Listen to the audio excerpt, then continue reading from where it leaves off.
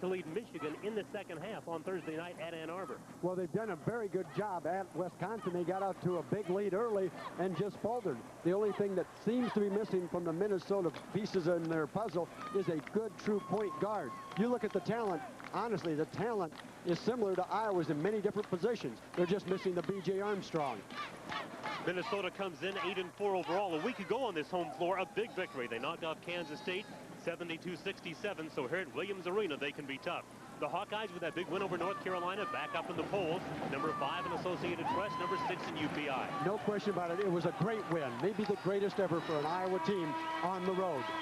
So the Hawkeyes look for another road victory. It would be their third straight road victory, having won at Michigan State, having won last week at North Carolina. This is the middle of 5 straight games on the road. Still 2 more to go at Ohio State and at Purdue before getting back home on the 26th of January against Wisconsin. A key matchup today may be watching Ed Horton guard Jim Sikajanski, because Jim will play away from the basket, and Eddie, when he goes away from the basket, not nearly as effective rebounder if he's guarding somebody on the block. Last year, the Gophers won only 10 ball games. They've already won 8 this year, so that speaks well of the improvement. And again, it's a veteran ball club up front. Let's take a look at the starting lineups. His public address announcer, Dick Jankowski. Good afternoon, ladies and gentlemen. Welcome to Williams Arena. This is Golden Gopher basketball.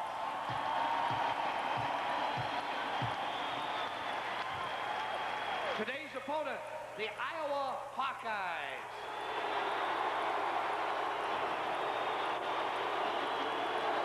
Introducing the starting lineups. Alternately, for Iowa at forward, a 6'8 senior from Springfield, Illinois, number 25, Ed Horton. For Minnesota at forward, 6'6 junior from Aurora, North Carolina, number 33, co-captain Richard Coffey. For Iowa at forward, 6'5 freshman from Summit, Illinois, number 32, Ray Thompson. For Minnesota at forward, 6'7 junior from Detroit, Michigan, number 34, Willie Burton. At center for Iowa, 7-foot junior from Bow Bells, North Dakota, number 51, Les Jepson. At center for Minnesota, 6'9 junior from Rockton, Illinois, number 45, Jim Chicken Jansky. At guard for Iowa, 6'6 senior from Flint, Michigan, number 23, Roy Marble. At guard for Minnesota, 6'6 sophomore from Bloomington, Minnesota, number 3, Kevin Lynch. And the other guard for Iowa, 6'2 senior from Detroit, Michigan, number 10, B.J. Armstrong. And guard for Minnesota, 6'4 junior from Toledo, Ohio, number 20, Melvin Newburn. We'll be back with first half action after this from our local stations. Iowa 13-1, Minnesota 8-4. Prepare to do battle. The Hawkeyes try to go to 2-0 in the league. And speaking of the league, all action in the Big Ten this afternoon. A big one has just been completed. In the battle of 2 teams ranked in the top 6, it was Illinois 96 and Michigan 84. The game played in Champaign. And Illinois looking to try and move up and get that #1 ranking in the country. Great performance by the Illini at home. That is Gary Muncie out of Fort Wayne, Indiana, who will serve as the referee, working along with Mike Stockner and Ted Valentine. Hawkeyes had this same crew at Michigan State. In fact, they will have them again on the road later this season. Jepson and Burton to jump to get things underway. Burton can really sky. And it is controlled by the Gophers. Bringing it up, Melvin Newburn. He is averaging 15 points a game. Has really improved his game over a year ago. Clem Haskins says the key to the Gophers to play their guards, because up front with Chicken Jansky, Burton, and Coffey, they know what they've got there, a veteran commodity. For this group, pretty much a veteran group. Juniors, except for Ray Gaffney, who'll be the first player off the bench. And hitting the shot, Melvin Newbern, who almost left the school after last year. He wasn't happy with his playing time, but now he's a starter, a point guard, and he gets the first 2 points of the game. Marble in deep. And Roy, who's coming off the best back-to-back games of his Hawkeye career, ties it at 2. And you're seeing full court extension by both teams. Shikanjansky that time no match for Marble. Out of bounds off the Gophers. It's Hawkeye basketball. And both these teams, both the coaches, Larry, believe the only way to rebound is attack the glass. It is not really a situation where they have great jumpers. You've got people that really believe in position and attacking all the time, sending 4 players. There's going to be a lot of bodies under the boards at once. That's Ray Thompson. There's B.J. Armstrong. 23 is Marble. Of course, 51 is Jepson. And inside, battling number 25 is Ed Horton. And this is the 3-2 zone used by Minnesota. Backing in Horton in the crowd. He walks with it, and the Gophers get it back for the score, tied at 2. Of course, Eddie Horton coming off a great game. His best game as a Hawkeye against North Carolina. 19 rebounds. That's unheard of against the type of talent that North Carolina had underneath the boards. In fact, it was a Dean Dome record, unheard of just about against anybody. He scored 21 points in each of his last 2 games, and therefore was the Big Ten Player of the Week. Burton missing it badly, and it's Iowa basketball. Almost a minute and a half has gone by. Each team has hit a 2, and that's where we stand. Game tied at 2.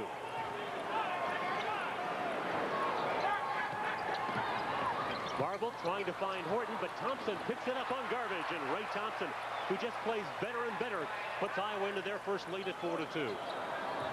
Coach Tom Davis made a statement about Ray Thompson that he may become the best pressure player he has ever coached. And that's something when you start talking about somebody who's a freshman. Jepson forces the Gopher turnover as that time he picks off the pass. Inside it is Horton. I'm sure it's one thing for coaches to talk about trying to lob a pass over Les Jepson, but if you don't have somebody in practice to simulate Les, and of course Minnesota does because they have somebody almost that big, kind of hard to imagine until you try to do it. Well, there's just no doubt that game by game, and obviously in the last 2 years, Jepson has just gotten better and better, and it's all due to the confidence Tom Davis has showed in the young man. Many people thought Les should be playing less time, and he's been able to get out there. And, of course, it paid off against North Carolina, and that time a 3-point shot. Ray Thompson banging home a 3. What a job he's done from 3-point range. And the Hawkeyes are off quickly 7-2. And a chance to make it more following the traveling call against the Gophers. And the first substitution into the ball game will come off the Minnesota bench. And it will be Walter Bond, a 6'5" sophomore letterman from Chicago. His uncle, former major leaguer Walter Boom Boom Bond. This Walter Bond averaging 4.5 points per game. Speaking of Ray Thompson and those threes, you know, he missed one, or he hit only one of his first 11 attempts. Well, since then, he's been on fire from 3-point range. He's hit 8 of his next 13 prior to today.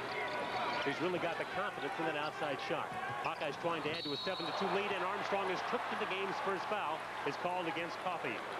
And then Coffey went down. He may have sprained an ankle as he tangled legs. Looks like he got kneed, maybe on the inside of the thigh. See if Armstrong comes across. Yeah, right there. He got knees hit. Looks like he got Coffey on the inside of the knee. Of course, Coffey, extremely tough competitor and just a physically tough person on the board. Had a tough year, lost his father to cancer in November, plays now with a broken finger. It's not been an easy year for him. Armstrong out of the corner, a little bit long, and Jepson's got an offensive rebound. His second early rebound for Iowa. Here's Armstrong again. Jepson active to get the tip. The Hawkeyes have it again. BJ. And Shikanjansky has the rebound. And then Jepson trying to take it away, commits the foul. Good job by Jepson with the keep alive and being able to grab the ball. That time Armstrong got hung up in the air. Good body adjustment to be able to hold it to finally get off a shot. Boyd Lookingbill now comes into the Iowa lineup. Lookingbill comes in averaging 4.5 points per game, a freshman out of Fort Dodge. He's 6'6", 200 pounds. He takes the place of Jepson. Well, the coaches and the players both talk rather openly about They did not have a great week of practice, rather sluggish. They knew they were successful at North Carolina, and they wanted to have some time to reflect upon it and needed to get back into the Big Ten season. That's Kevin Lynch, number 3, and BJ tries to strip it and then runs into the sideline before anybody can save it. Looking Bill with the effort there, and so it'll be Gopher ball. 3 minutes have been played. Iowa leading by a score of 7-2. Tom Davis has not lost to these teams. He's 4-0, and a foul is called on the Hawks as Armstrong trying to steal the inbounds pass. Second foul on Iowa.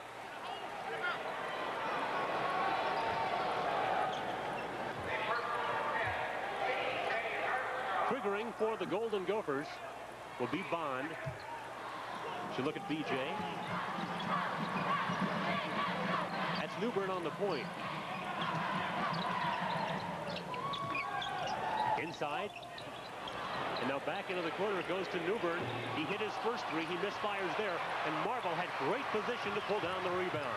I'll tell you, it's a great block out by Looking Bill to keep Coffey away from an offensive board. Horton gets his first rebound and a putback. And Iowa builds the lead to 9-2. And the 5th-ranked Hawkeyes are off and blazing. As you go back to the Michigan State game, Mac, a lot of the players felt after the game that quick spurt at the beginning to open a 5-0 lead may have really been the key to the whole ballgame. Getting ahead on the road early, vitally important. Chikinjansky lets go, and inside a foul is spotted. And it's going to go against the Gophers. And once again, it was Looking Bill blocking out Coffey. May have frustrated Richard a little bit that time. Good job by Looking Bill, and that's what he did on the road at Michigan State and at North Carolina with just tremendous defensive position. Moses and Garner. Moses wearing number 24 and Garner wearing number 24. A couple of freshmen coming into the lineup for Iowa. B.J. Armstrong will lead. As you can see, B.J. Armstrong sitting on the floor. Here the benches are below court level as well as our view. We see the bottom of Converse and Nike shoes a lot. Therefore, Tom Davis has chosen to perch on the floor in front of the bench. His stature would be very tough for him to see if he tried to stay seated on the bench. Moses being hounded by Bond. That is Horton against Chikinjansky. Nice move, everything but the basket. And a traveling is called on Marble, who was trying to maintain the dribble as he hit the floor. Here's Clem Haskins in his 3rd year with the Golden Gophers with a record of 27-41. 15:48 to play. We'll be right back. Court to Lynch, who fumbles it out of bounds, and another turnover gives the ball back to the Hawkeyes, who are up early 9-2. The key to that turnover, though, was uncontested. Lynch just took his eye off the ball as it was being thrown to him and went out of bounds. And that is what Iowa pressure will do to you. It isn't so much what the pressure gets you, but the thought of what's coming up.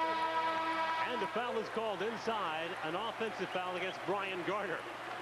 And that time, referee Gary Muncie spotted and then had to chase Garner from one side of the floor to the other to call it on him. Neither team really blazing, certainly, when you look at statistics. 44% for the Hawkeyes, just 20% for Minnesota. Minnesota down 9-2, tries to bring it up the floor as the Hawkeyes use 3-quarter quick press. Number 30 is Ray Gaffney, coming off the bench out of Dayton, Ohio, averaging 10.4. Burton left uncontested.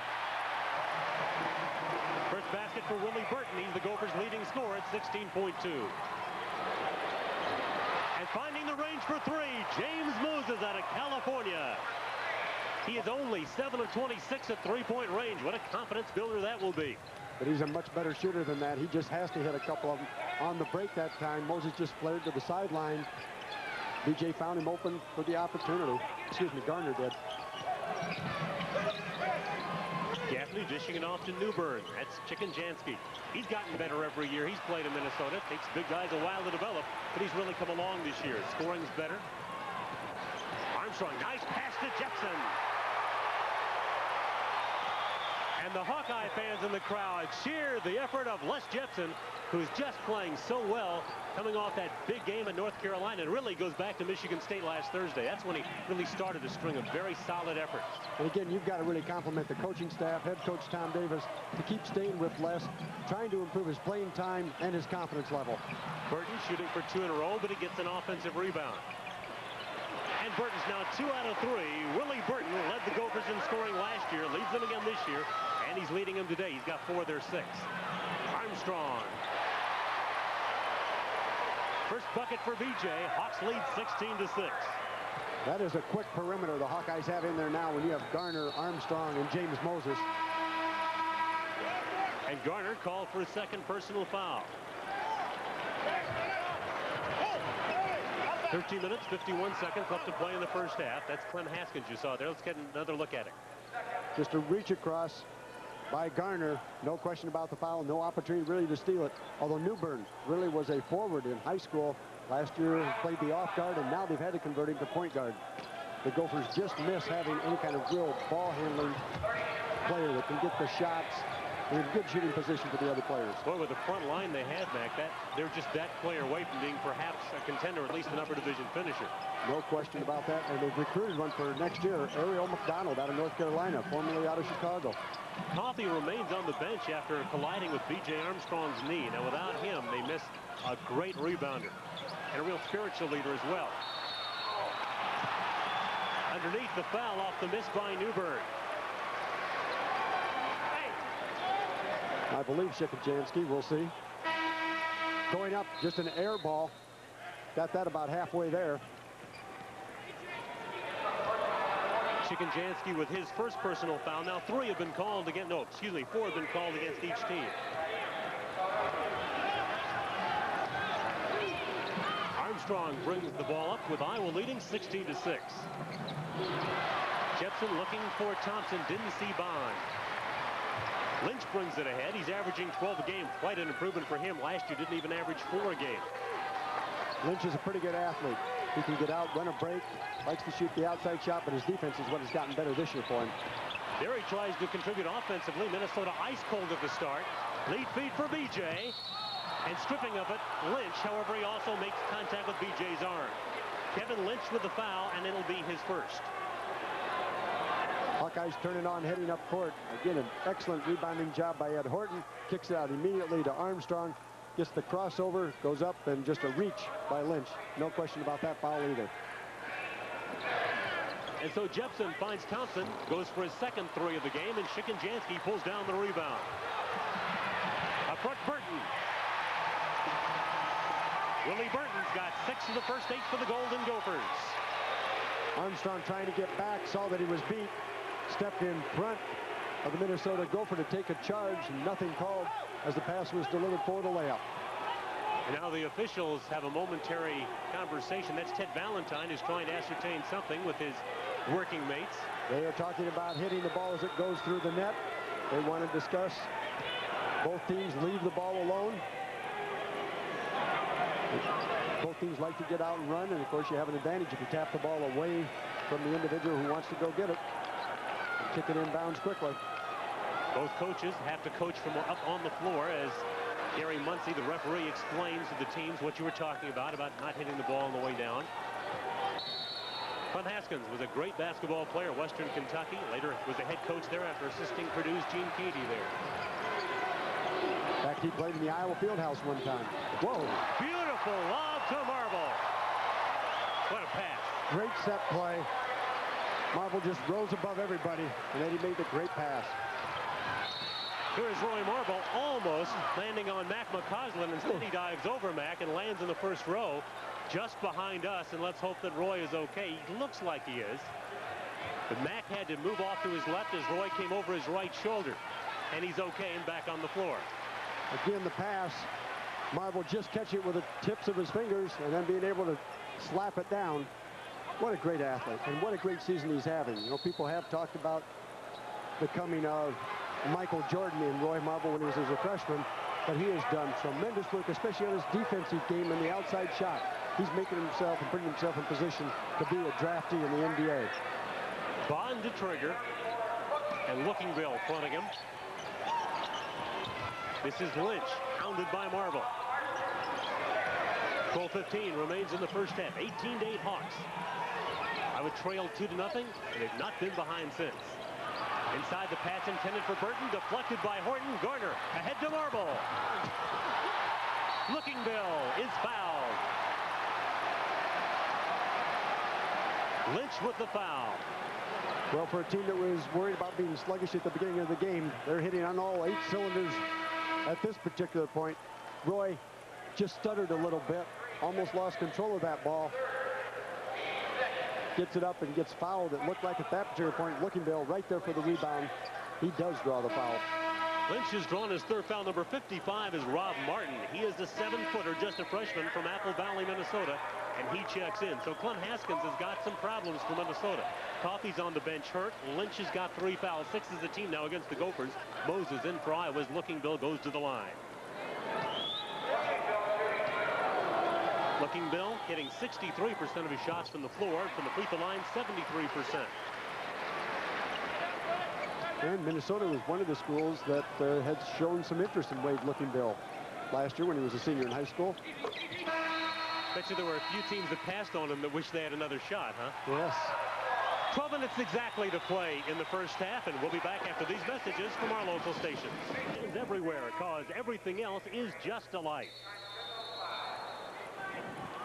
12 minutes left to play in the first half. Iowa leading by a score of 20-8. Tom Davis worried his team might be flat. So far, no indication of that, especially on the defensive end, Mac, where the intensity has been there from the opening moment.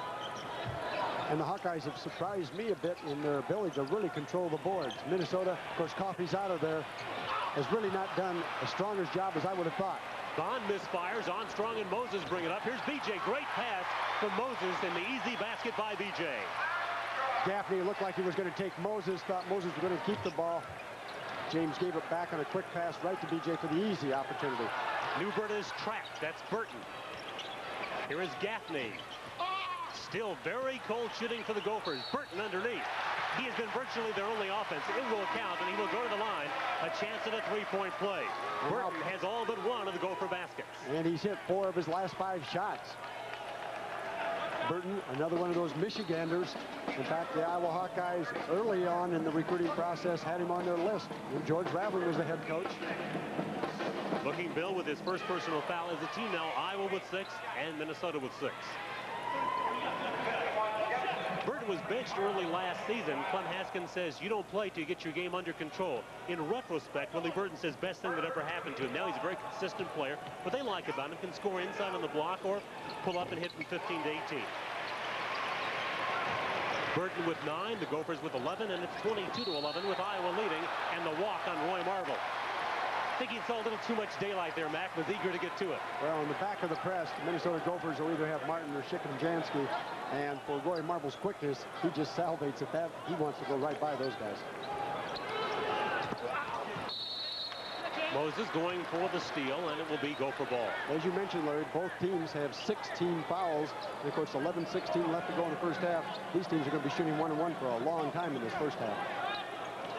And both are pretty decent free throw shooting teams. Iowa 74%, the Gophers 72%. Newbern in deep. Newbern really struggling with his shooting. Just 7 of 25 at Michigan the other day. But that time he takes the one that's tough to miss. And Marble at the other end connects. And again, the Hawkeyes doing a great job of sprinting on the lanes. Armstrong is being able to get the ball quickly in the center position, but then it's been Moses and Marble just getting out and going. Roy Marble and Tom Davis discuss things. With the foul, Martin, it's his first, and that's his 7th call on the Gophers. This will be a 3-point play, but then Iowa will be in the bonus. Roy Marble's been to the line an average of 7 times a game, best in his career. Just another facet, another indication of how well he's playing. He's very impressive this year, just extremely. As the graphic told you, not only is he getting to the line, he's converting at 81%. 25-13. It's been Iowa almost all the way. Of course, Roy hit that game winner at North Carolina. Surrounded by a bit of controversy. Was there in that game? We can talk about that. I'll tell you, Roy thought he was fouled. We ought to get into that right now. And, you know, I think everybody who saw the game, Roy was fouled. That wasn't the foul that happened to be called. But Roy went to the line totally believing that he'd been fouled. The official came over and said, "You're on the line," went up there. And Roy, without question, knew it was fouled. You just could not hear with all the noise in there. Shot clock down to 5. Shot clock down to 3. And the tip no good by Shikanjansky off the miss by Burton. Minnesota's just icy. Alone is Newbern. That'll happen off a rebound like that. Marble had to clear himself, take the dribble, tried to find the point guard. Good defense by the Gophers. And the Gophers are back to within 10 at 25-15. Armstrong. Looking Bill with a rebound underneath. Shikenjansky blocked it. Marble.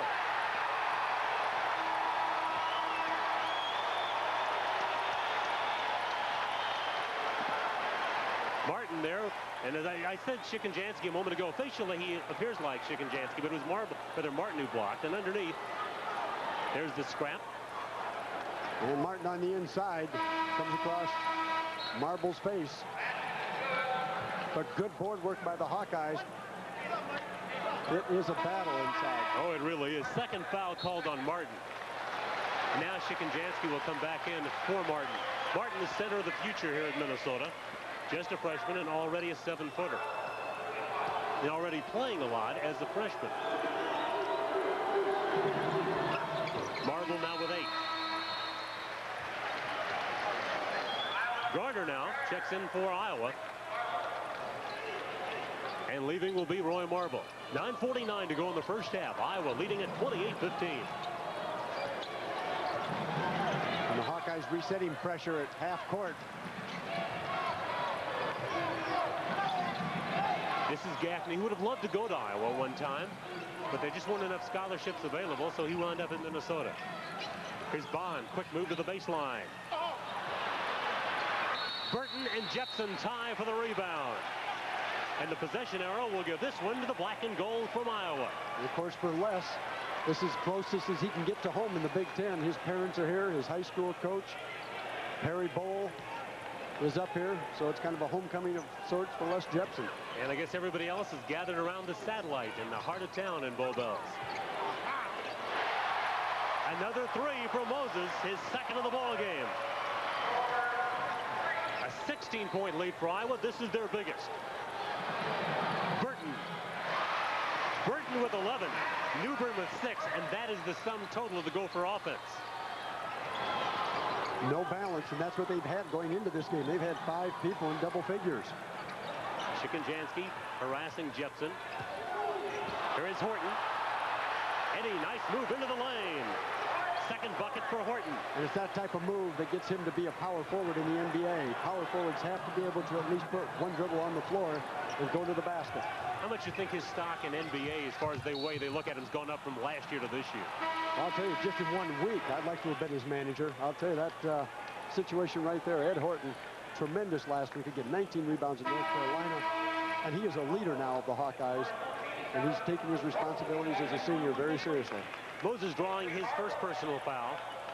Both teams are now in the bonus, the remaining 8:32 of the first half. To the line goes Melvin Newbern.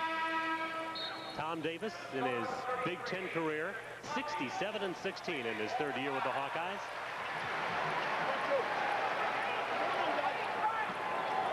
Mentioned it earlier, Newbern from Toledo, Ohio, was once the high school player of the year back there and almost went to the University of Toledo in the summer.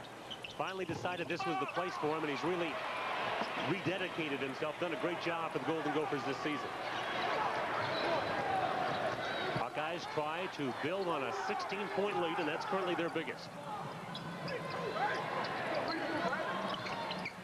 Thompson on the pass from Horton. And a travel is called on Ray, the freshman from Argo, Illinois. Argo High in Summit, Illinois, picks up the travel, and so Minnesota gets the ball back. Here's Coffey back in. And as he drives, a foul is called. So nothing is going right thus far for Richard Coffey. And Eddie Horton makes this defensive play. Not able to get back to go for the block. Tries to stand and take position. And the Hawkeyes have not gotten that call very much this season. Most of the time they've been called for blocks. So the Gophers in real trouble. Coffey's got 3 fouls.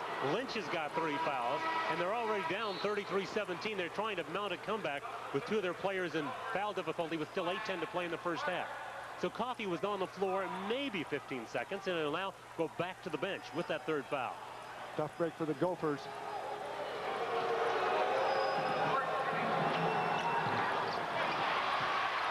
With the rebound, Rob Martin. You know, if any part of Ed Horton's game needs work, it is that 12, 15-foot shot, like the free throw. Newbern finding Gaffney. Nothing's going in for the Gophers today. Burton on the follow, and he got fouled by Ray Thompson. 13 points for Willie Burton. Tom Davis encouraging his team to be aggressive. Gaffney at the three-point line rattles one out of the rim. Burton, good position on the interior, and Thompson trying to defend, comes across the arm. And so Willie Burton has already got 13. His average is 16. His high 24 against Maryland Eastern Shore. And he already has a 14-point half with still 7:52 left to play. The Hawks are on top, 33-20, and we'll be right back. You player of the game, so stay with us for that announcement. Williams Arena with its biggest crowd of the year, better than 15,000, many of them Hawkeye fans. And thus far, Clint Haskins' team down by 13 points at 33-20. Haskins in his third year. He's had some battles here. Right now fighting one. They're in the midst of a 2-year NCAA probation. That means he can't send his third coach on the road recruiting. Had 2 assistants resign after some frustration regarding recruiting last spring. But he's still confident he can bring this program back. And Minnesota goes back to a zone after trying to man-to-man. Martin blocks Horton. Horton got the rebound, and it's out of bounds off of Minnesota. Iowa basketball. Well, the Hawkeyes have certainly turned up the shooting percentage up to 62%. Minnesota still a cool 37. And the kick against New Bern. So the 45-second shot clock is reset, and Iowa inbounds with 7:32 to go in the half. In the rebounding department, Larry, the Hawkeyes are on top by 3, 12-9. But there's been some competition for every one of them. A whole lot. Oh, I tell you. Minnesota #1 in the country in rebounding. Iowa #5. That's in rebound margin. Horton underneath. And coming up with it, Thompson. He's just an opportunistic basketball player on the offensive baseline, isn't he? If there's a way, he gets the ball and he puts it in. That's the thing coaches wish they could learn to teach, is how do you get some players to have the knack for the ball and then other players don't. Iowa's lead is 15. Their biggest lead has been 16. Just under 7 minutes remain in the first half.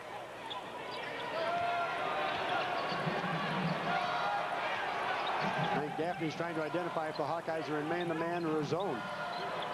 It's man-to-man, I was trying to do the same thing because it looked like a zone when they first set up, didn't it? Well, Minnesota was standing still, so it looked like a zone. And here's a foul called. Looking Bell and Martin battling each other. Marble also in on the fray. What you've got to do if you're not sure is give up the ball and have your point guard cut through the defense to see if anybody follows them. If somebody follows them, they're probably in a man-to-man or some type of junk defense. But if they stand out front, then they're going to be in a zone. Marble picking up the foul, his second personal, and to the free throw line goes Melvin Newbern. Newbern, a Prop 48 player, sat out his freshman year. By the way, it's been a new ruling concerning Prop 48 of the NCAA convention, Mac. How do you think that impacts the Big Ten? Seriously, and in a negative way. All Big Ten schools voted against it. What's going to happen is you're taking an opportunity away from the young man to go to a school, and it's even deeper than you can talk about in a short period of time here. The Big Ten does not allow junior college players to come in and play right away. They would have to sit out another year. So a lot of Prop 48 players will go to junior colleges rather than go to a four-year school. Then they would have to sit out at the Big Ten. They will not want to go to the Big Ten. They'll go to another conference. 12 for Marble. The Hawkeye lead is 15. In fact, John Thompson, the Georgetown coach, does not plan to coach tonight at Boston College. He'll walk off the bench prior to the game in a protest of that decision by the NCAA convention. Newbern coming through the back door to connect, and for Melvin Newbern, double figures with 10. And now here we are, 14 minutes into the game, and still all the Gopher points have come from two players, Newbern and Burton. Eddie Horton, once the ball gets inside, has an easy opportunity. They're just unable to really stop his wide body when he gets that inside position. Great passing to the interior. Third bucket for Horton. Hawkeye lead once again is 15. And Thompson's call for the holdout. Is that Ray's third? It may be. Excuse me. I think it's second. Yeah, second. We better double check with the official score, but I think it's his second foul. It is. Tom Davis has to look way down to his bench. As we mentioned, an elevated floor here at Old Williams Arena. But Davis has to look almost a floor below to talk to his players. Boy, it's tough to coach here, isn't it? It is difficult. I've seen players split pants when they try and step back across onto the bench area, because that's a long step. If Burton hits both of these, he'll be at 16, which is his average for a game. He's having a great first half. Very athletic player, good scorer. So Burton and Newbern have scored all the Gopher points. It's not the kind of balance Gopher fans like. Not the kind of balance anybody likes. Not even Burton and Newbern, probably. 39-26, Iowa, 5.5 minutes to play in the first half. In the 1-3-1 zone. Offensive foul on Jepson. Les with his second foul. Les just tries to clear Shikenjanski out. Did a good job of clearing him. Did have that elbow hooked around him. And Jepson on that ball again. Hawkeyes not in any real foul difficulty yet, and yet 4 of their players have 2 fouls apiece. Garner, Marble, Thompson, and Jepson. Of course, 3 that I mentioned there are starters. And you want to try and protect them and not have them get their third in the first half. And still a full 5 minutes to go in this first half. Burton from outside, inside or outside. When you're hot, you're hot. 19 points for Willie Burton. And Iowa has not kept up the tempo, forcing and pushing the ball up the court like they did earlier in this game. Here's Moses going for his third 3. He had hit his first 2. Shikenjanski with a rebound, and the Gophers can cut it back to single digits for the first time in a long time. Jepson with the rebound. Perhaps an ill-advised effort by Newbern. Inside Horton. What a great look-away pass by Garner. Looked to his left and kicked it back. Iowa back up by 12, 4:19 to go in the first half. Big turnaround there. Minnesota has the ball, a chance to cut it down to single digits if they score there within 8. Instead, they don't get the job done. Iowa comes up with a rebound, converts, and now suddenly a 12-point game. Burton is fouled by Moses. Second foul called on James. Failure to have good position defensively. Clem Haskins, quite a college basketball player. We mentioned at Western Kentucky, the number 3 pick in the NBA draft. Enjoyed a fine career with the Bulls, the Suns, and the Bullets. To the line, guess who? Willie Burton. He's already been there 4 times. He's converted on them all. Looking Bill replaces Horton.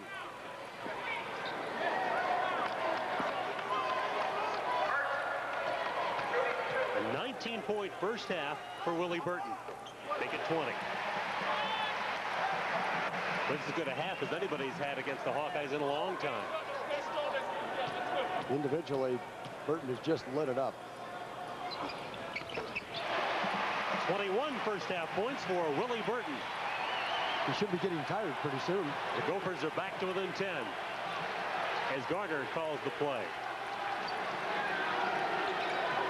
Flipping Bill guarded by Shikenjanski, and that's Moses, and hounding him is Burton.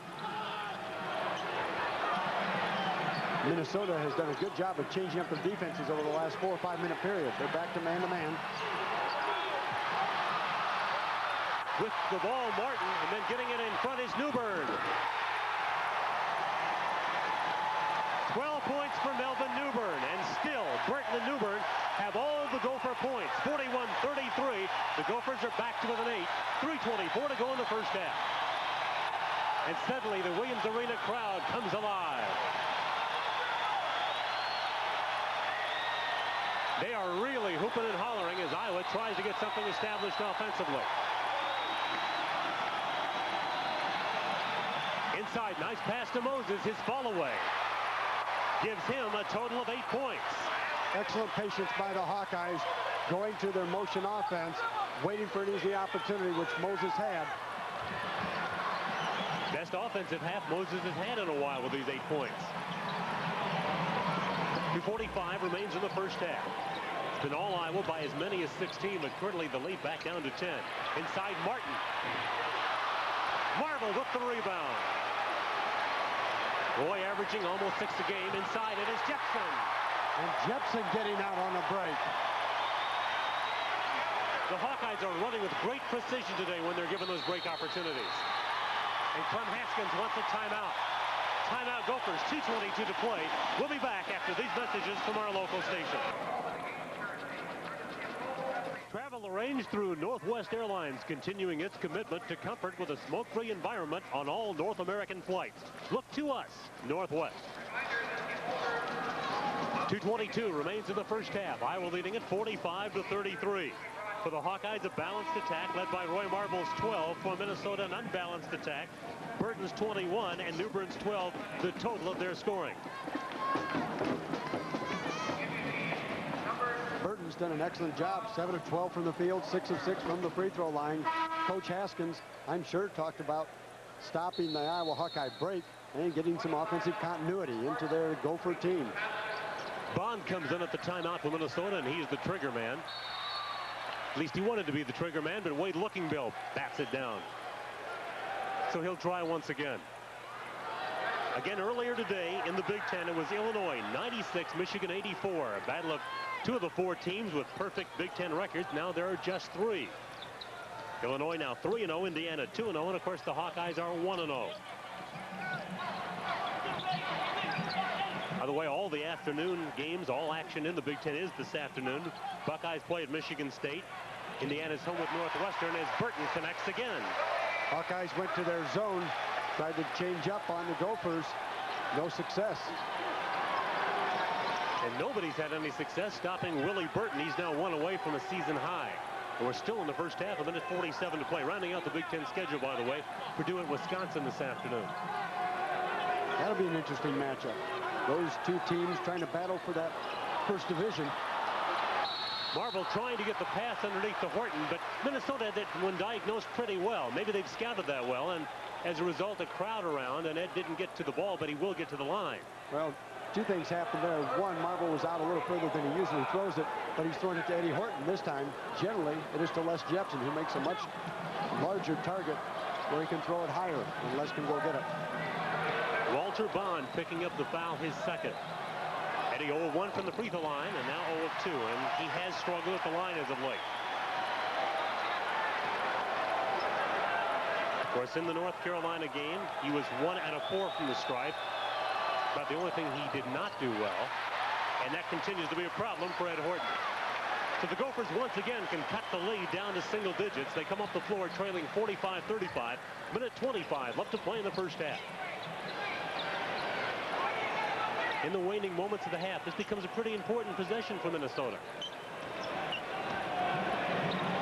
And the Hawkeyes in the 3-2. Ray Thompson on top.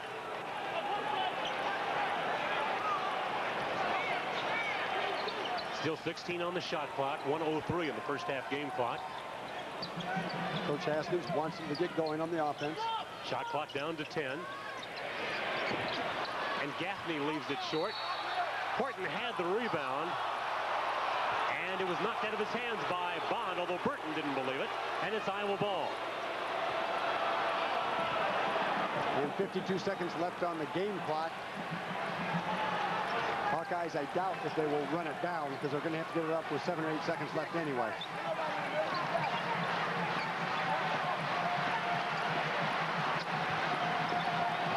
Seconds remain in the first half. The game clock just about 8 seconds in front of the shot clock, I should say, in front of the game clock.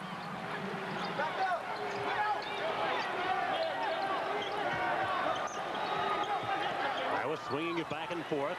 Here's Thompson misfiring, but Marble with an offensive board, and he travels, and the ball goes back to the Gophers with 17 seconds to play in the half. At that point, it may have been better had Roy Marble thought about it, is to, what you can't with that quick reaction, is to bring it back out. 17 seconds left. Hawkeyes could have run the shot clock or game clock down to the end of the first half. Almost a steal by BJ, but he ran out of room.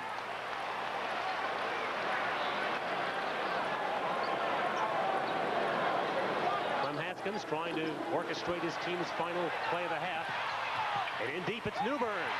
Horton does a good job staying off of him and not committing the foul there. 14 for Newbern. And it's back to an 8-point game. In 6 seconds. Give Minnesota some credit. A couple of times they were on the ropes. Offensive foul on Armstrong. BJ with his second, and the Gophers have 2 seconds left to try to cut the 8-point deficit. To trigger will be Bond. And BJ will go out. Let's take another look at this foul. Armstrong gets in a double team here, trying to get his way out. Puts a light shoulder into the Gopher, goes down. Gets called for the foul. Moses and Garner come in for Iowa with 2 seconds to go in the half. Too tall for Gaffney, no time off the clock, and now the Hawkeyes will have a chance in the final 2 seconds.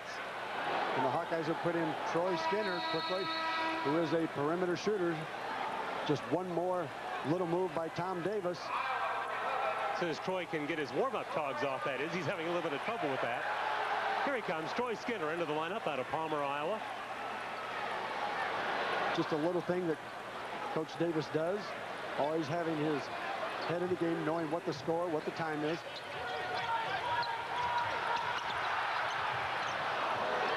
Armstrong would not have had time. Would not have counted had it gone. At the half, Iowa leading it by as many as 16 will go to the dressing room up by 8. Halftime score, Hawkeyes 45, Golden Gophers 37. Local stations, this is the Raycom Sports Network.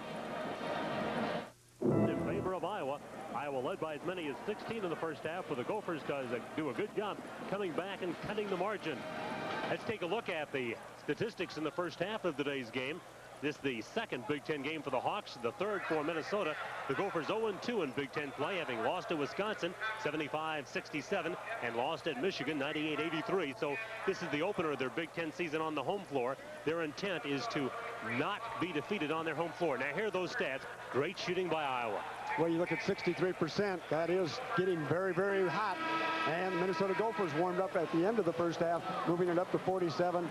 And you look down at rebounds. Huge difference, 23-9. For the Hawkeyes, a very balanced, distributed attack. What a great contrast that is to the Golden Gophers scoring. Now you've got Moses coming off the bench with 8 points there. And you've got Jepson, Armstrong at the lower end just with 4. And of course the Gophers, like you say, unbelievable. I don't think I've ever seen that in any game at all. 2 players, total points in the first half, 23 and 14. Hard to believe, but it's true. 45-37 Iowa as the second half begins. And it will be Golden Gopher ball to start things off. Some foul problems, obviously, for the Gophers. They've got Coffey and Lynch with 3 fouls.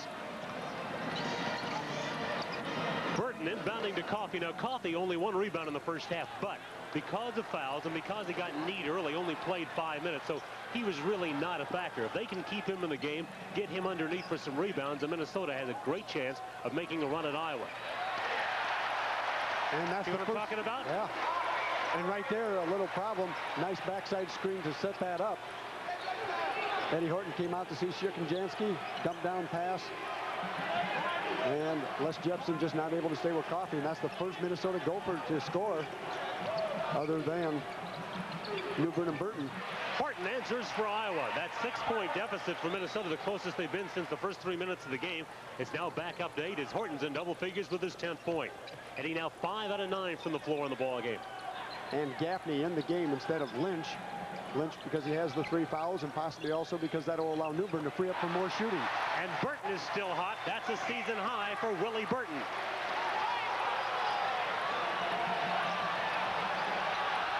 And Minnesota with a quick 5 points here in the half. Have once again cut it down to 6. Horton falling down, but he was fouled by Coffey, and that is his 4th. So Richard Coffey comes in, gets a clutch basket. Minnesota desperately needs to keep him in the game, and he commits a foul. Excellent jump pass that time. BJ going up, looking for a shot, allowing Horton to get inside position. And Coffey was a little fooled by it. Ended up trying to hip Horton out of there, and Coffey gets that foul. Article on the paper on Coffey today and how much he really was looking forward to this game. He's not getting to play in it. Of course, when you bring in Bond, now you've lost about 2 inches in height, and you've really lost just that tenacity, that defensive leader that Coffey is for the Gophers. Horton, after missing his first 3 free throws, connects on that one, and Iowa's lead is 7. And it is now 49-41 in favor of Iowa. Horton with 12. The Hawkeyes come with full court pressure. Jepson right on that ball. Thompson with the steal. Oh, he does that so well. Inside, it's Jepson. Thompson dishing it off for Marble. And Roy is shoved. Looks like Bond fouls Marble.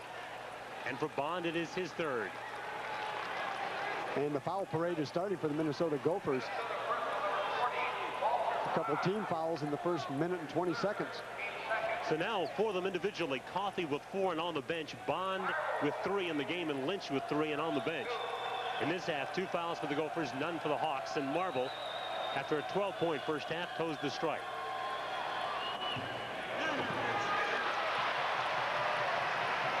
Roy's hitting him very well this year. In fact, coming in, it hit 24 out of 28. That's his first miss.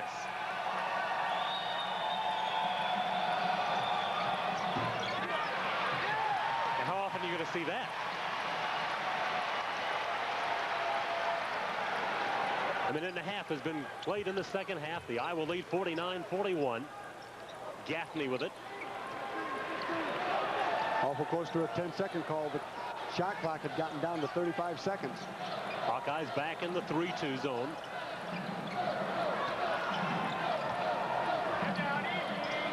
Minnesota with 4 of their 5 starters from the game in to start the half, but already they've had to go to their bench and get Coffey out.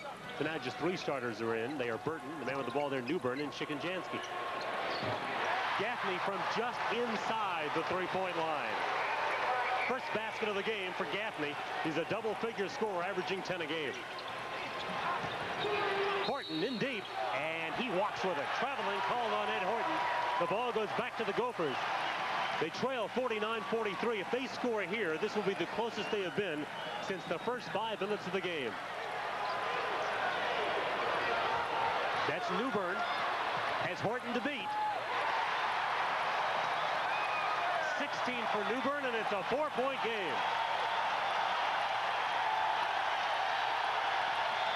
That's one thing you can almost guarantee in college basketball, Mac. If you get off to that big start, sooner or later, especially at home, the other team's going to make a run at you. Every team has a run. They absolutely do. You're right, Larry. I'm sure Tom Davis talked about it at the half. You just know it's coming. And now Iowa tries to weather that storm. Armstrong. A 3 for BJ. Well, that's what experience is all about in senior leadership. How do you win a game on the road? It takes a while to learn that, and Armstrong being able to react, get the Gopher crowd quiet. Bond is in deep, and a foul is called, and it is on Ed Horton. Horton with his first. Inside spin move. Bond trying to go up. Horton tried to establish position with his hands straight up, but he had him in front of him. If you have your hands straight up and the offensive player jumps into him, that would be an offensive foul. But he had the hands extended in front of his chest area. That's a foul on Horton. Clem Haskins has put his sport coat back on, didn't wear it in the first half. Iowa's made 3 changes. Looking Bill, Garner, and Moses, a trio of freshmen into the lineup. As Jepson, along with Thompson, summoned over to the bench. And also out of there for Iowa, Ray Marble. Now Armstrong stays in with this group. Did I say Ray Marble or Roy Marble?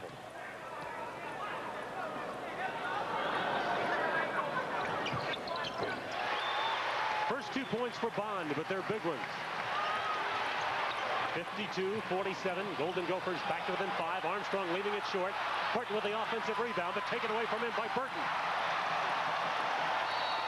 Gaffney leads the Gophers up the floor. A technical foul has been called On Ed Horton. He thought he was fouled. He turned to Ted Valentine and talked to Ted on the way down the court. Valentine said, that's enough.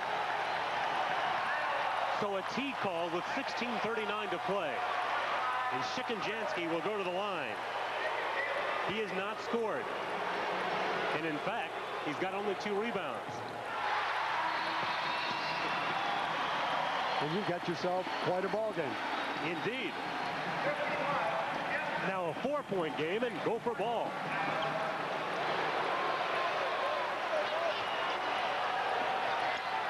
Bond looks to trigger. Looking Bill to flex, but Burton comes up with it.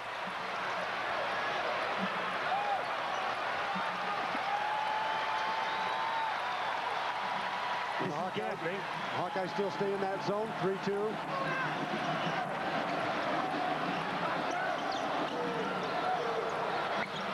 Bond makes a move. Looking Bill with a rebound.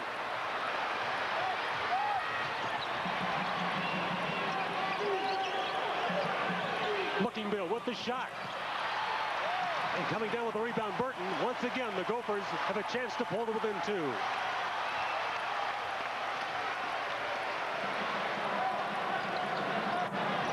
Hawkeyes stay in the zone. Gaffney, a 3, and it's a 1-point game. Gaffney only made 3 shots, 3 of 10 at Michigan, but all of them were trays. What a comeback for the Golden Gophers, and now the Williams Arena crowd really into it.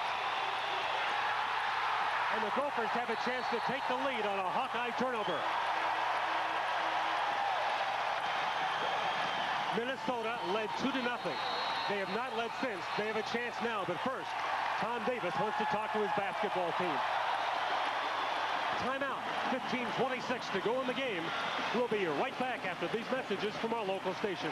Burns, why are you getting out on that side, Vernon? I'm a professional video watcher. I've seen every video in every video store in the Quad Cities. Except Hogan's videos. He's got so many. I spent months renting Hogan's movies. I'd watch 2 or 3 at a time, day and night. Hogan's has 10 locations with thousands of movies. Well, I didn't quit. One day I came to the last one I hadn't seen. As I was picking it up, Hogan's got a shipment of new releases. A shipment! Well, I just couldn't keep up. Hogan's has too many movies. But I'm okay now. I'm okay. I like the little animals here.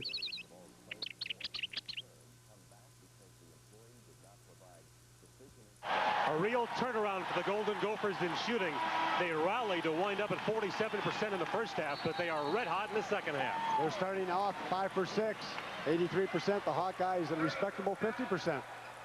Again, the Gophers have not led since the score was 2-0, but if they convert here, they've got the lead back. And the Hawkeyes go man-to-man. They come out of that zone right now. Burton the lob for Newbern, and Minnesota's got the lead. Turner got caught on a backside pick. No help. Now for only the second time today, the Hawkeyes are playing from behind. The lob for Marble. Great pass by Eddie Horton. Tom Davis. Both of those called plays during the timeout. And so a quick timeout, 14:50 left to play. Iowa back on top, 54-53. We'll be right back. Get ready with that clean, crisp pace that only comes from Beechwood Aging. Hey, this bud's for you. Iowa's 16-point lead, lost a moment ago, now it's back, but it's only 1. Got to give Minnesota credit. They've got an experienced group in there. They're juniors, but they have played a lot of minutes since their freshman year. They've hung in against the Hawkeyes, and now it's Iowa's turn. Can they keep their composure? They're poised. Try and get back that lead and extend it. We talked at the half about depth. Minnesota doing it with depth because 2 of their starters really haven't played. Lynch and Coffey in foul trouble the whole game. Hawkeyes have a chance to build on this 1-point lead. 14 minutes, 19 seconds to go. Horton in the crowd losing it, but Iowa gets to keep it. Of course, knocked out of bounds by Newbern. This is where Iowa really shines on that inbounds play. They have scored off of it in this game also. But not this time, as now the Hawkeyes will have to go into the quarter court offense. Horton having the ball knocked away, and who's got it? Jump ball called, and this time the Hawkeyes will keep it on the alternating possession rule. Horton trying to dribble between 2 Gophers, had it deflected away. Thompson to the floor to get it. Kevin Lynch, who picked up 3 fouls in only 5 minutes in the first half, now comes back in for Minnesota. And he will take the place of Melvin Newbern. Newbern leads with 18 points. Well, you've got to honestly say about the last 8 minutes of the first half and the beginning of the second half, the Hawkeyes' intensity seems like the adrenaline has just been burned out. And they have not really had the intensity they did early in the game. 2 misses by Jepson. Horton tries. Iowa still got it. Ray Thompson tries to come up with it. And a foul is spotted, I believe, on Bond. And if so, it will be his 4th. Marble with the little lob inbounds. Jepson really works hard, has 2 shots right on the rim. Eddie trying to get it back up, and then Thompson gets fouled with another offensive rebound. Now Rob Metcalf comes into the lineup from Minnesota. He's a transfer out of the University of Virginia. Originally grew up in this area in Wisconsin Rapids, Wisconsin. Went down to Virginia for a year and a half and didn't get much playing time, so he's transferred to Minnesota. And that is Jim Shikonjansky. Marble and Lynch going at it underneath the basket. Lynch is a very physical player. In fact, he looks like he's a lot stronger than he was just a year ago. I believe you're right. And he is guarding Roy Marble. Iowa tries to add to a 1-point lead. Horton the lob for Armstrong. And as Thompson gets the rebound, he gets hammered. With the foul, Willie Burton, and for Burton, hits his first. But for the Gophers, their 4th, while Iowa's been assessed just 1 here in the second half. Horton, new backdoor play in there to Armstrong. Good job, picked high along the free throw line. And now Tom Davis will go to his bench again. Looking Bill is in. Jepson is out. 13:39 to play. Iowa again trying to add to the 1-point lead. Armstrong in the crowd is fouled. With the foul, Burton. And that will be his 2nd. And it's already 5 against the Golden Gophers. You talked about it earlier. But make it on Lynch. Lynch with his 4th foul. So correct that. It is Lynch picking up the foul. So now 2 starters for the Gophers, 4 fouls apiece. Coffey's already on the bench with 4. Lynch leads with 4. Lynch didn't even get a chance that time as he stepped over to help Gaffney on defense. He didn't even get a sweat up at all. Well, it's amazing the Gophers are hanging in. It just shows you how much more depth they have than a year ago. There's Lewis into the lineup for the first time. Cannell Lewis, a junior out of Detroit, averaging 2.2. Scoreboard has been stuck at that mark with about the last minute and 5 seconds of play. Still at 54-53. Now Iowa tries to unstick it. Lewis on Armstrong. Gophers back in the man-to-man again. Here's Thompson. The 3 won't go, and underneath the foul spotted. And boy, that's about 4 fouls down there where Minnesota has done nothing but defend the out-of-bounds play. Metcalf with the foul, number 31. Thompson with the 3, nothing there. Eddie with control. The ball deflected away. Calling the foul. So now the Golden Gophers have 6 here in the half, while Iowa has just 1. And a traveling violation will give the ball back to the Gophers. Boy, the ball was in the end for the Hawkeyes for a good minute on the floor, and yet nothing accomplished out of that. And so it's Minnesota with a chance to regain the lead. Burton will trigger. He has been outstanding for Minnesota today. Here's Metcalf, the transfer out of Virginia. Just over 13 minutes left to play, and Minnesota coming back from a 16-point deficit. With the steal, Marble. Here's Thompson. Marble gets tied up as he tries to go back after it, and he gets fouled by Metcalf. Metcalf's 2nd foul, and already with 13:02 to play, Iowa will be in the bonus, and Clem Haskins is fit to be tied. Good job that time deflecting on the 2-time, getting the ball out to Thompson.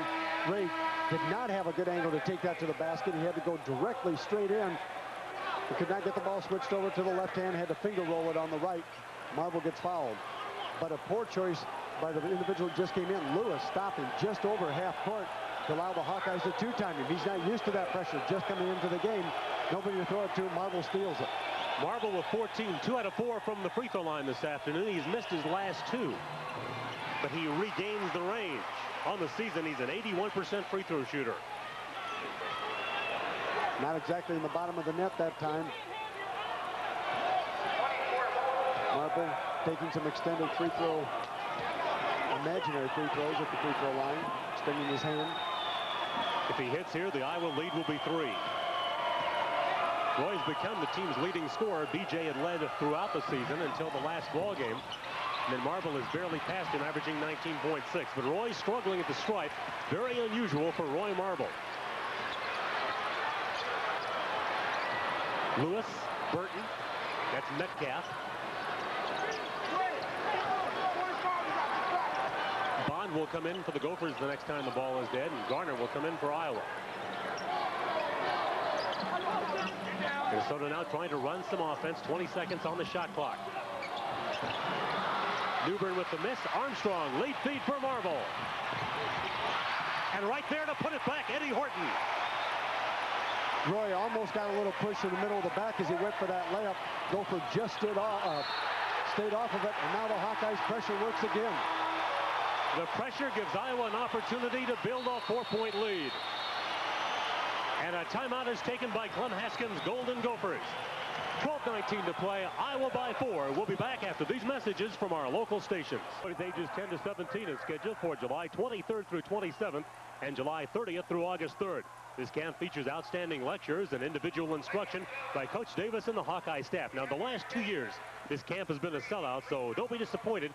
Get information on the camp right away by calling 319-335-9444. Or write Iowa Basketball Camp, 240 Carver Hawkeye Arena, Iowa City, 52242. As you look, the Hawkeyes had an 8-point lead at halftime, Larry, but shooting just 30% in this second half, while Minnesota shooting 56. That's the reason. Looking Bill lobbing for Jepson. Here's Armstrong. And Looking Bill keeps it alive. The freshman comes up with a big offensive board.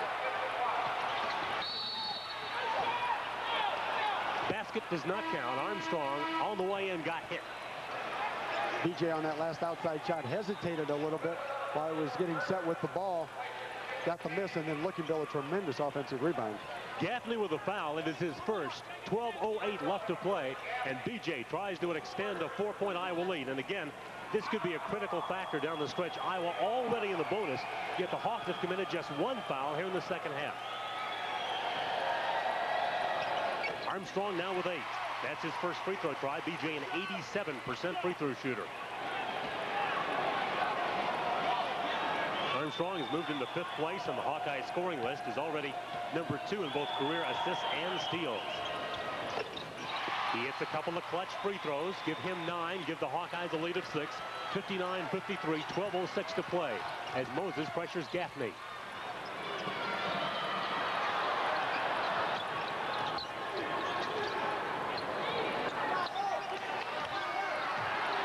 And the Hawkeyes settle back into their zone. They went out of it for a while, got the lead back, and now go back into it. On the point, it's Gaffney. Minnesota's taken a while identifying what I was trying to do, but that time Gaffney over it, hits the 3. And for Gaffney, that is his second 3-point shot in a row. That basket was made possible by Burton setting the pick. But Moses answers with a 3, and he's got 3 of them. He's now a point away from a career high. His previous best, 12 at Drake. 11-12 to play. The Iowa lead back up to 6. It's been as many as 16. Moses has got to be careful he doesn't get caught behind Burton at the top of the key all the time. He's got to be able to get out to the shooters. Burton only 1 basket in the second half after 23 first half points. Metcalf lets it fly. And with a rebound, Bond.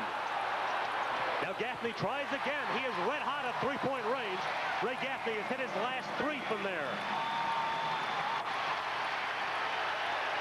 10:39 to go. Almost a steal by Bond, but it's Iowa ball.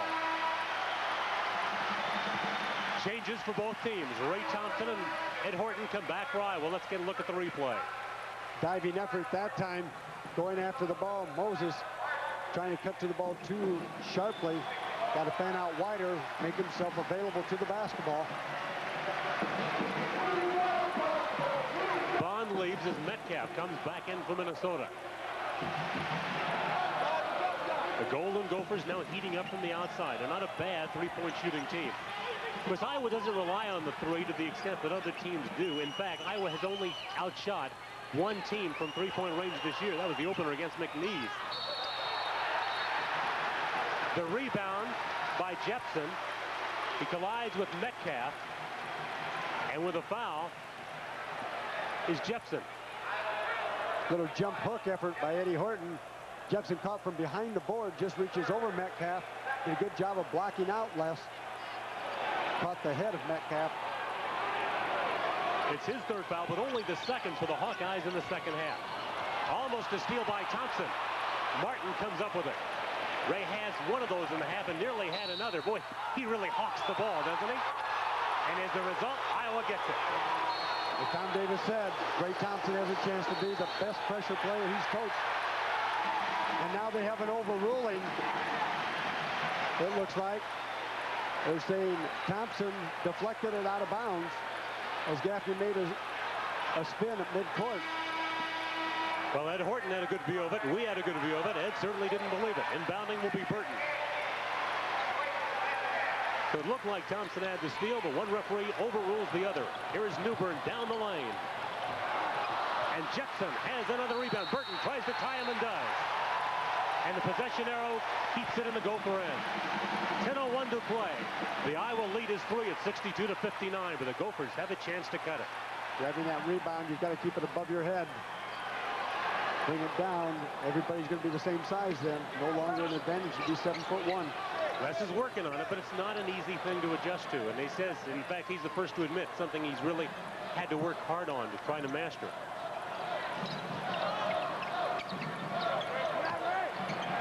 Gaffney, he's been red hot from there, and he still is. 4 three-pointers in a row by Ray Gaffney. 14 points in the game, and it's tied at 62. Hawkeyes may have to come out of that zone. Gaffney has been able to find the gaps. Ray Gaffney, the lad who wanted to go to Iowa. There weren't scholarships available. And he has really hurt the Hawkeyes. The lob intended for Jepson with the rebound was Gaffney, and he got a finger in the eye. An accidental finger in the eye, and so the officials take a momentary timeout. Gophers a chance to take the lead with 9:20 to play. Marble again looking for that jump pass. Defended pretty well by Martin, another 7-footer. Clem Haskins has got to be proud of his team. They battled back from a 16-point deficit. With the lead feed, Shikanjansky. And Thompson takes the rebound away from Newbern. Hawks on a break, 3 against 2. Marble.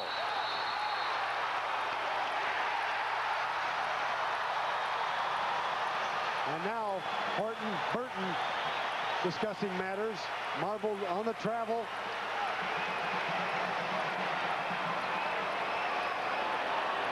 The Gopher bench wants a clarification on what was called, and what was called was a travel against Marble on the way in, and so it will be Burton inbounding for the Golden Gophers. Tom Davis, and it occurred right in front of his bench. He didn't see it that way. Here's Martin taking it away from a teammate, Shikanjansky. Again, the Gophers trying to regain the lead. 9:04 to play. The lob for Martin. And it is Iowa basketball. Well, this is just an indication of what every night on the road is like in the Big Ten Conference. When things are starting to be thrown on the floor, we got some ice tossed on the court. The officials have not seen it yet out of midcourt area.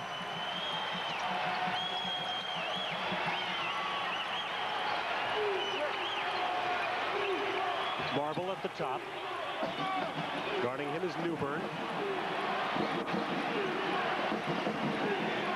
Shot clock's down to 15 at the game clock, 8:26. Minnesota doing a good job defensively on this trip down the floor for Iowa. Marble with 8 on the shot clock, loses. Jepson picks it up. It's really getting physical underneath. With the foul, Willie Burton. Willie Burton thought he had a jump ball.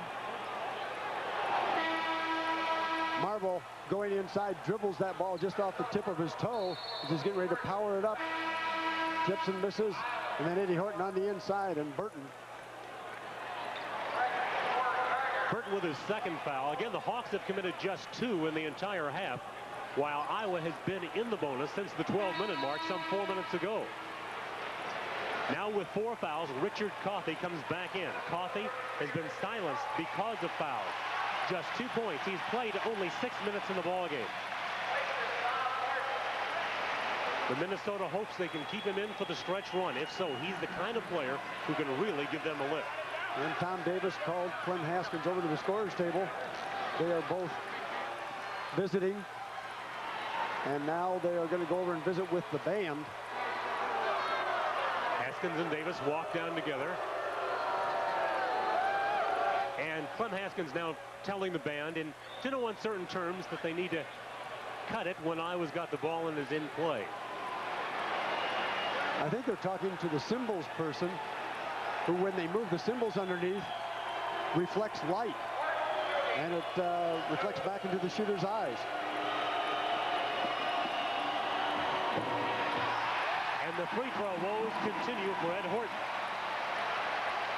He's now 2 out of 6 in the game.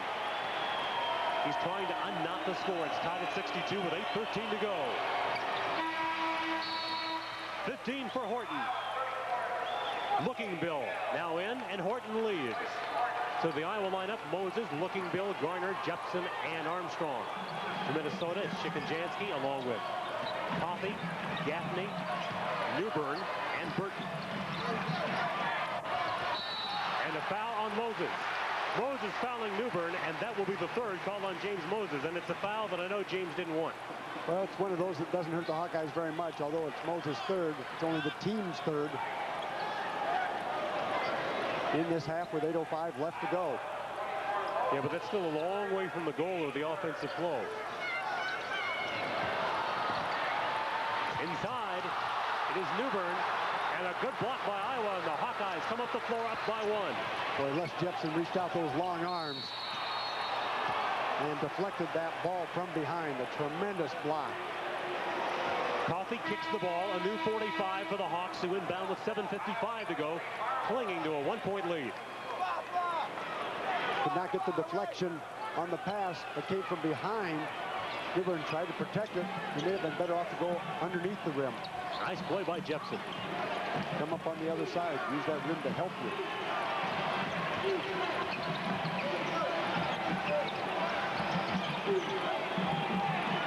Minnesota continuing to do a good job defensively. Iowa's really had to work for their shots since about the first 8 minutes of the game. That's when Iowa had the big lead.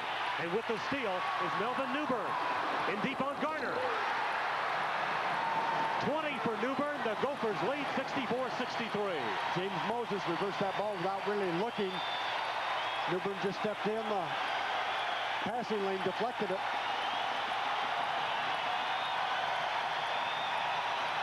The crowd is on their feet at Williams Arena, and Garner tries to silence them but can't. Jepson in deep for Marble. And a foul is called on Looking Bill. Tom Davis thought, and I think probably with some cause, that one of his players had been fouled. Newbern right there, taking the lead for the Gophers.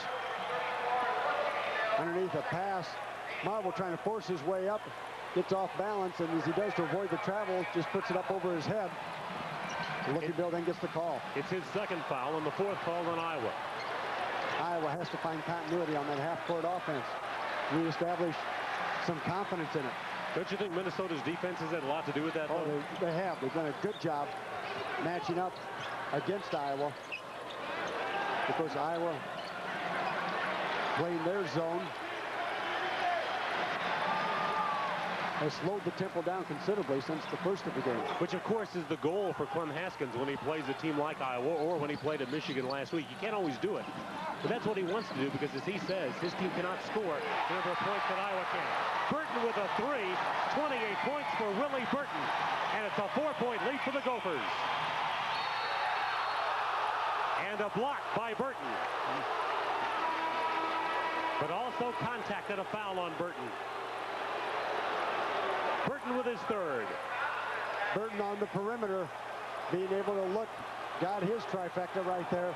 And then he came down, he got the foul as Marble shows ball, goes up.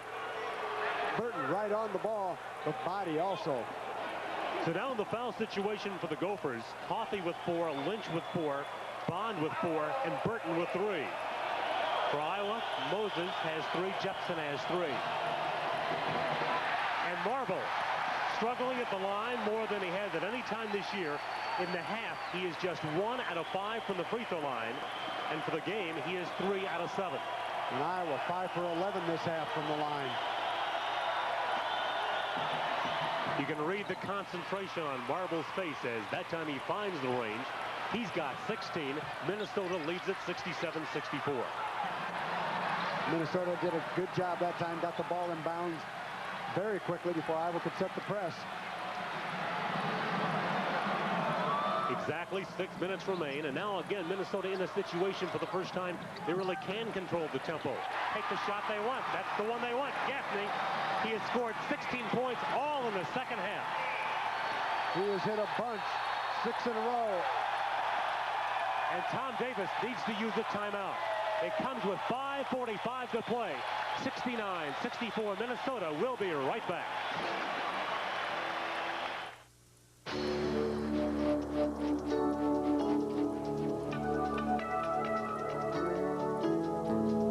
The Clydesdales, the symbol of Budweiser quality. A Beechwood aging, the choicest natural ingredients, and a genuine commitment to freshness and taste. One beer lives up to all this. Budweiser. Beautiful rooms come in a can. A can of True Test Easy Care paint from True Value Hardware. Easy Care is spatter resistant to go on neatly, and it comes in 4 finishes and hundreds of decorator colors. So whether it's soft, subtle flat finish, rich velvety flat enamel, scrubbable semi-gloss enamel, or brilliant gloss enamel, start your beautiful rooms with True Test Easy Care paint from participating True Value Hardware stores and home centers. A note for Hawkeye wrestling fans, a week from Sunday, the 22nd, is Champion T-shirt Day. The first 250 children, 14 years of age or younger, accompanied by a paid adult at Iowa's dual meet with Minnesota, receive a free Iowa wrestling T-shirt, compliments of Champion. It's Champion T-shirt Day, Sunday, January 22nd, when the Hawkeye wrestling team meets Minnesota in Carver Hawkeye Arena. By the way, Dan Gable's got a big duel tomorrow, playing at Iowa State. Well, the Hawkeyes, you've got to say, ice cold this half. 5 of 19, 26%. And of course, the free throws, as we said, not even 50% there. What do you think's turned it around?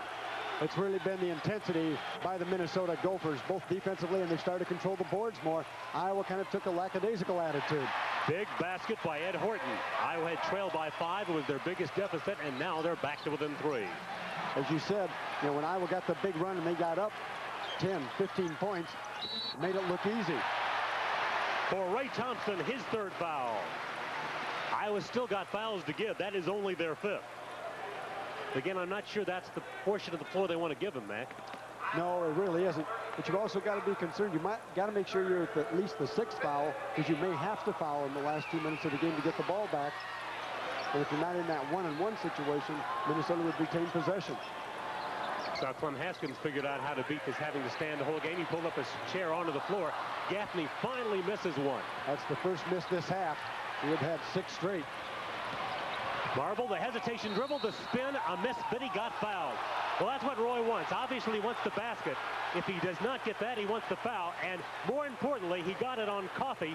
The leading rebounder on the season for the Gophers has fouled out with 5:07 left to play. And of course, Coffey won the rebounding championship last year. Marble trying to decide if he wants to go for the jumper. Takes the option to go underneath. It's the right call. Coffey had his arms extended over Roy Marble. Spin move. Player not in position at all. Now Roy's got to go to the line and knock him down. Roy Marble, an 81% free throw shooter on the season, but a struggling performance from the line today. He has hit 4, but he has also missed 4. Just 4 out of 8 for Roy Marble. Of course, the Hawkeyes, a high-scoring offensive machine. Just 21 points in this half, and 5 minutes and 7 seconds left to go. After a red-hot first half, Iowa led at the half 45-37. Marble has scored better than 20 points in 6 of his last 7 games. Today he has 16. And continuing his struggles. Just not good rhythm on the shot here today. And of course, nobody understands that less than Roy Marble. He can't figure out after all the work and free throw shooting what's happened today. But Iowa comes up with a big steal, and the Hawkeyes have a chance to tie it with a 2 and take a lead with a 3 with 5 minutes to go. Just tremendous athletic ability by Marble and Thompson. Marble on the steal.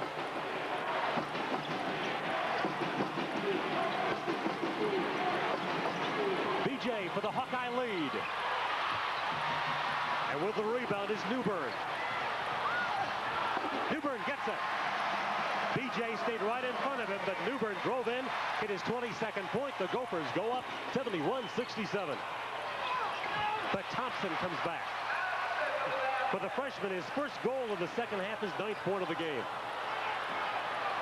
What a 22 seconds to go. What a freshman move. Take it to the baseline. Looked like you were going to maybe get the charge call. He just puts it up softly on the rim.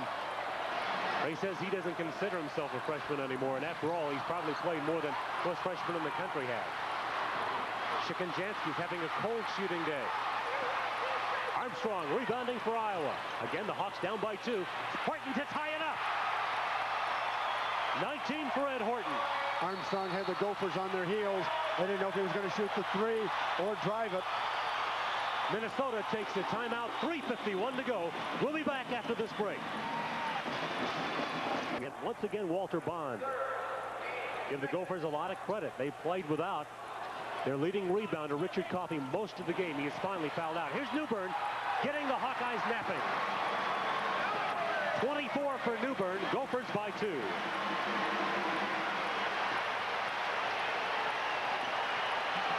.335 and counting. Armstrong misfires. Foul on Marble. Marble called on the push. Roy doesn't believe it. Somebody knocked Newbern down, or he fell down. The officials ruled that it was Marble, and so it's the 3rd foul called on Roy. And now Minnesota will shoot free throws with 3:31 to play, and they've got a 2-point lead. Marble thought he had an elbow thrown at him by Newbern. Your typical Big Ten battle here. Well, this is the full court pass right there. Reception just on a fly pattern. Eddie Horton got caught up, waiting for the offensive man to stay in front of him. He just spun deep. Here's another final score in the Big Ten. Iowa's next opponent, Ohio State, a big road win at Michigan State. I thought it would be tough for the Buckeyes. It was. They won 83-81 at East Lansing. So the Buckeyes now 2-1 in conference play, 12-3 overall. Newbern now with 25 points. The Minnesota lead is 3. Now 4. 26 for Newbern. He scored 27 against Wisconsin. That's his season high so far. Hawkeyes struggling this half, as we said, shooting. Armstrong 1 for 5. Thompson 1 for 4. Jepson 0 for 3. The clear out for BJ, who comes up short. Shikanjansky and Horton fight for the rebound, and Iowa gets it. 3:14 left to play. Iowa down by 4. Iowa, the half up 45-37. You know, Tom Davis's teams, since he's been at Iowa, are 51-2 when they had the lead in the half. So Minnesota is really trying to do something that few teams have accomplished.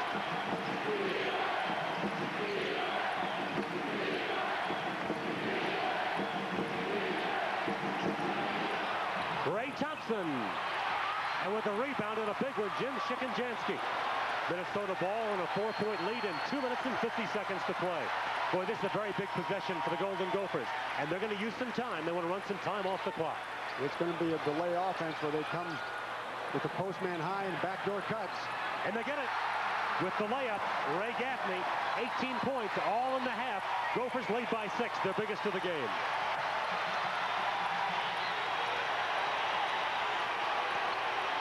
Armstrong in traffic. Horton comes up with it. Ed Horton, 21 points for the third game in a row. And a timeout is taken. Charge to the Hawkeyes. We're going to keep it right here.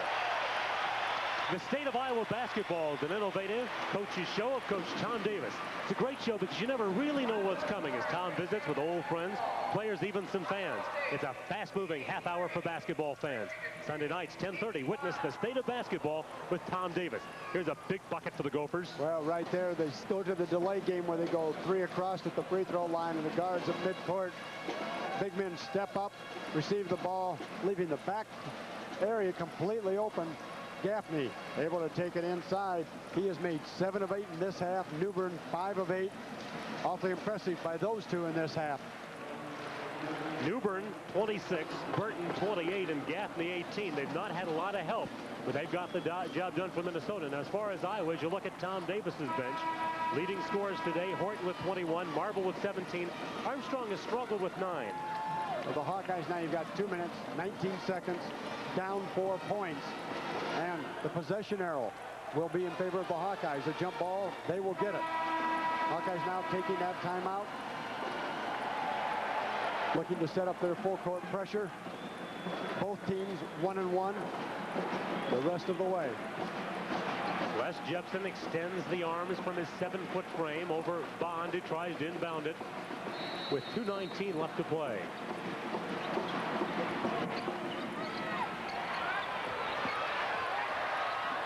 Up front, it is Burton. Burton's played a whale of a game for the Gophers, but you could say the same of Newbern, the same of Gaffney. 2 minutes, 4 seconds to go. And now you see the scoreboard clock in the lower corner of your screen. It is now an enemy of the Hawks, who trail by 4. And Minnesota, a team that is more comfortable playing at this kind of tempo. They want to control the ball. Gophers haven't won in league play, 0-2 thus far, but they sense an opportunity here at home. Gaffney's been the hot shooter. Is he still? Not this time. Jepson gets mugged for the rebound by Bond, and the possession arrow, as Mac pointed out a moment ago that it would, gives the Hawkeyes the ball with a minute 35 to go. I just got to remember for the next minute 35, obviously the next possession situation, jump ball goes back to Minnesota, but the Hawkeyes fighting, Gophers fighting. The possession of the basketball is extremely critical now. Gaffney with pressure. Hawkeyes lucky to get that in. Nobody else had come up to help. Lookingville get it in bounds. 77-74, Minnesota with the lead. The clear out for BJ. Armstrong leaving it short. Lookingville offensive rebound. Lookingville comes up with it. Newbern almost knocked it away. Bodies everywhere, and a jump ball called. And the officials down there quickly to make sure that nothing further develops from that confrontation in midcourt. Minnesota ball, 1:11 to play, and a 4-point lead for the Gophers. Lookingville got the ball, but did not see the man come from behind him. Just a scramble for the ball. Wade has control, but did not see the man come from behind. He saw Shikanjansky in front of him, and then the loose ball. And it will be jumped. So again, the possession arrow next time back to the Hawkeyes with a minute 11 left. The Hawkeyes have lost just once this year. Their ranking has gone up to number 5 in the country after the North Carolina victory a week ago. But right now, they're in jeopardy. And Armstrong in this game, 3 of 13, I believe. Bond inbound. Lookingville tries to bother him. 1:11 to go.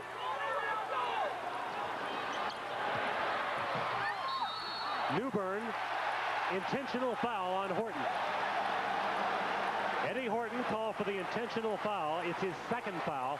It comes with minute 9 to play. A very crucial call. 2 shots and a possession for the Gophers, who lead by 4. Hand in the middle of the back. As Newbern was getting ready to go up for the layup. And now they're going crazy here in Williams Arena. Okay, Eddie disagrees with the call. Mac, what do you think? I think Eddie knew that he was out of position and was going to have to foul him. It was not the intent, certainly, to go up and hurt the individual or take him out of the play. He just extended his hand. But anytime you do that, and it looks like a situation where that player could get injured, you're going to get that intentional foul. A 5-point lead for Minnesota now with 1:09 to play. And it is still 5, but Minnesota with the possession. An unusual turnaround. Usually it is Iowa that does the great job at the free throw line, and they got into the bonus with 12 minutes to go in this game. If they'd hit their free throws the way they have this year, they wouldn't be in this situation down by 5 with 1:09 to play. On the other hand, credit the Gophers. They've done the job at the line when they've had the opportunities. Hawkeyes need a turnover. They have to have a turnover because Minnesota can run off 45 seconds and not even shoot the ball. The shot clock is at 37. A foul called on Horton. This will be the 1-and-1 as Eddie commits his 3rd personal foul. The Gophers here in the second half have connected on 6 out of 7 from the free throw line. So they have done the job in the stripe here in the second half. And for the game, they are 14 out of 16. And Bond is the poorest free throw shooter of the people who get a lot of regular playing time. Just under 50%. Excuse me, it's Gaffney. And Gaffney has really been public enemy number 1 for Iowa in the second half, but not this time. Hawks have to hurry. Bond attempting the steal. Moses for the 3. The Hawkeyes had to have a 3. A clutch 3 by the freshman. That gives him a new career high. How about that shot in the final moments of the game by Moses? That was a tremendous shot. Unbelievable for the freshman to be able to come in off the bench cold and knock that one down. And the Hawkeyes will need that opportunity to have another 3-point situation if they're to win this game in regulation. A career high of 14 points by James Moses. But yet another player has shown this afternoon. Time to tell you who our player of the game is. Well, we'll do that after this replay. Moses gets it on that perimeter shot. He elevates that from 22 feet, and it's nothing but the cords. He's having his best shooting game thus far in probably of this season. Obviously, it shows up on the scoreboard in his season high, career high, but he's just shooting the ball with great rhythm and confidence. Now, our player of the game, Ed Horton. Ed has done a tremendous job leading Iowa in scoring, his 3rd consecutive 21-point performance. And Ed Horton, in addition to that, has also done his usual outstanding job on the boards. He's got 8 rebounds there, leading the Hawkeyes. I think that's for 7 straight games. He has led the Hawkeyes on the boards. You're absolutely right. And again, the model of consistency. 21 points his last 3 outings. Horton having a tremendous senior season. 49 seconds to play. Iowa back to within 2 and applying full court pressure. And the Hawkeyes will get the ball back with 4 seconds if Minnesota elects to use up all 45 seconds. The strip by Marble. Here's Roy Marble. A tie ball game. 30 seconds to go, tied at 78. Now will Minnesota use a timeout as they play for the last shot?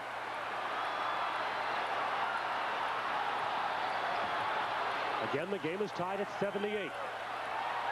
The Hawkeyes obviously don't want to foul. And Minnesota looks like they're playing for 1. The follow, the miss with the tip by Shikanjansky. And Shikanjansky's tip at the horn. And there's 1 second left to play. 1 second left to play. It is not over yet. Shikanjansky does not have a basket in the game until that tip in. And now Iowa's down by 2. 1 second left in the game.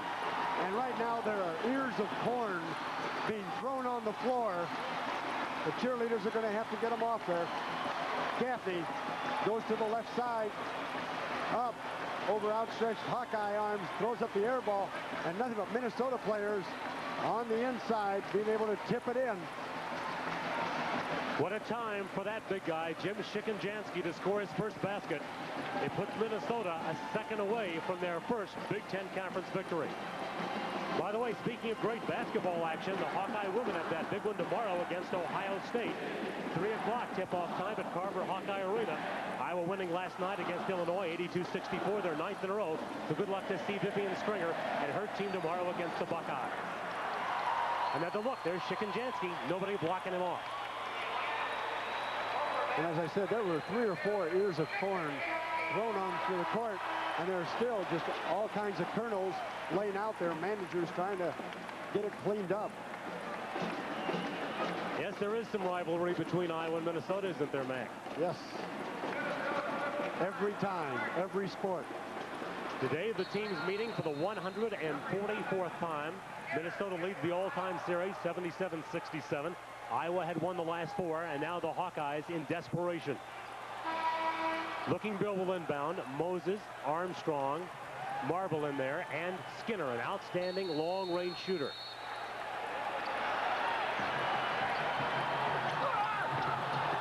Oh, Skinner just got nailed. Marble with a shot at the horn. Yes! Does not count. The official says it does not count. The official rules it does not count. The Hawkeyes don't believe it. Gary Muncy said it did not count.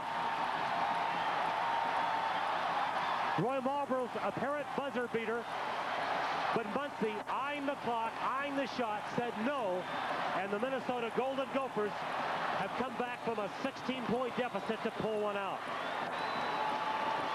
Well, Troy Skinner had also stepped in front of a Minnesota player running the baseline, got knocked down.